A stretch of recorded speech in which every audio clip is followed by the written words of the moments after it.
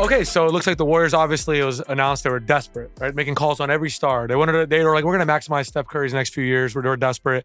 They were going for KD. So then Jimmy Butler was going to go to Phoenix, what he wanted, right? Everyone was going to get what they wanted. KD made it pretty clear he doesn't want to go back to Golden State. I don't know. I mean, whatever reasons. I don't know if Phoenix is a better situation for him, whatever, or just doesn't want to go back to Golden State.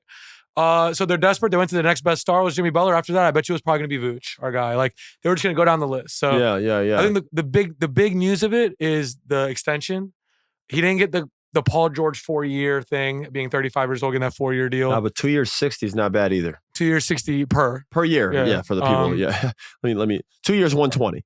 Right. The key in this is they didn't move Kaminga. I think this was a bad trade for Miami personally. I think the fact that God knows the trades that they have declined that have come their way for Jimmy. I can't speak on that because I'm not in that room. But I think to wait this long, and again, I know they had to make a move. They were tired of the drama. They knew they couldn't possibly keep him. He had to go. God forbid he opts in. Yeah, so that deal with it again. And they got to deal with it again. So they were like, we can't have him. And I think they waited so long. Their back got against the wall, and that clock was ticking. And they're like, we got to make this move. I really do believe that because there's no way that's what they wanted for Jimmy Butler. You know what I mean? Jimmy Butler's a guy who, again, he just signed a 2-year, $120 million extension. What does that tell you? He's a max level player. No, he's not getting a 5-year deal due to his age, but his exceptional play that's what he gets paid. So when you're talking about a max player, if I'm moving somebody like that, you're usually expecting multiple firsts and some young talent. Okay? So Wiggins will help. I like Wiggins. He's in a new situation, probably have a little bit more freedom over there, a little bit more normal of an offense.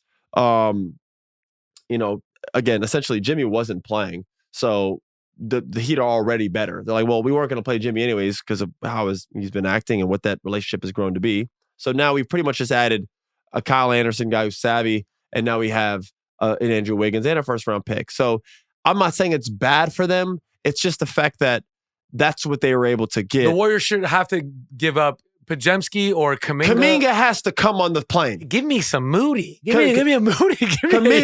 No. And Moody's a good player. Good solid player. All right. Kaminga has to be on the flight. Yeah. It's not even up for debate.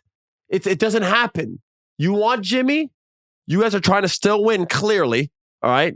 You got Draymond. You got Steph. You're trying to battle out these years with Steph. That's the direction they chose. We've been covered that when they got rid of Poole and all the talent they had, Wiseman, they've doubled down on this older team that obviously the dynasty was built around. But then last year they got rid of that first piece. They got rid of Clay. And this year just hasn't got any better. In fact, they were better last year with Clay. I don't know what their record is right now, but Clay just had 21 in the first half tonight. I don't know a guy on the Warriors other than maybe Buddy if he's hot that can get 21 and a half other than Steph Curry. Okay? So they lost that. And they could have paid him because he didn't get that big of a contract. And they got Jimmy Butler, which is a hell of a fucking player.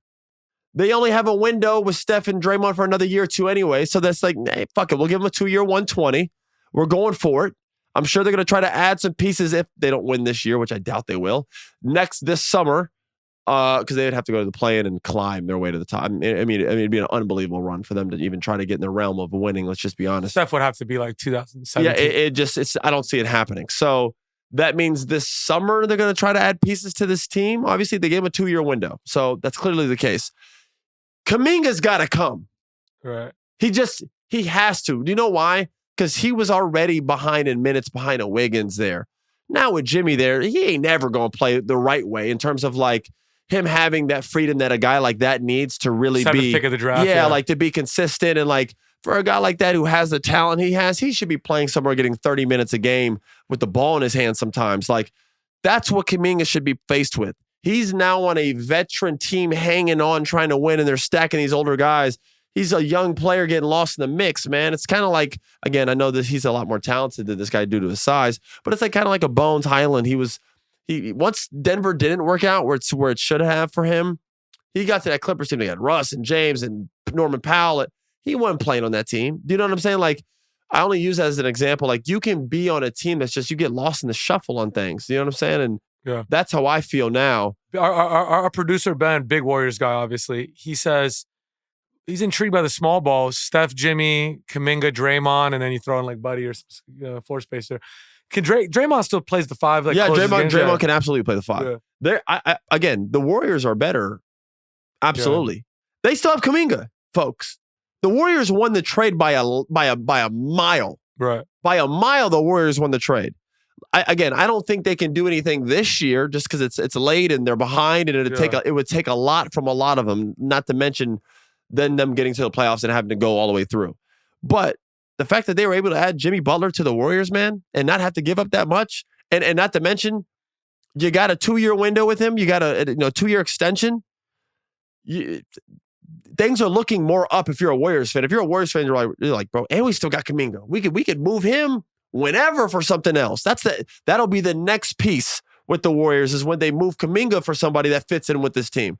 So like the Warriors are in a good position in terms of future basketball. They're under the gun because that clock is ticking with all of them. They're all older, but they got like a 2-3 window. I'd say 2 years, not counting this season. Yeah. They got a 2-year window to put something together here. And Steph and Dre and Jimmy Butler, their contracts will all expire together, and then the Warriors can actually do the rebuild. That's exactly what they had, like you said, the clock's they're like, there. yeah, let's just go for it. Right. We got 2 years after this. The clock is ticking. They're under the gun. That pressure cooker's on now because they're like, contracts are all expiring. It's a wrap. We might extend Steph on a 2-year if he wants it due to what he's done for the organization. He might get it, but we will be rebuilding, and he'll be the guy in the team just kind of playing for fun. And it'd be like what Kobe was with the Lakers those last couple of years. We're not competing for a championship. We're just giving you a couple of years on the deal because you're Kobe, you're Steph, but our team's going in a different direction. We're not chasing these guys to help compete anymore. For me, it's 100%.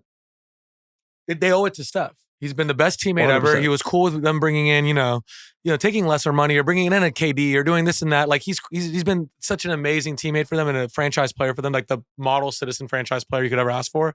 They owed it to him to try to do their best to make them competitive with the remaining years of his prime. So I think, but for me, I think they're doing right by Steph. If you got Jaime, with Kaminga, with Tyler Hero, with Bam Adebayo, with what's the guy, Cam? Khalil Ware? Ware.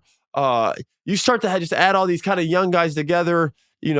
That's a solid little rebuild with not a rebuild but it's something. They're like a middle ground team that's intriguing. They're like right there. Like that Clippers 8 seed team where you're like, you got some young players, you got some old players, and you're kind of like, and they're not bad. They're like a piece away. The fans love those weird. They do.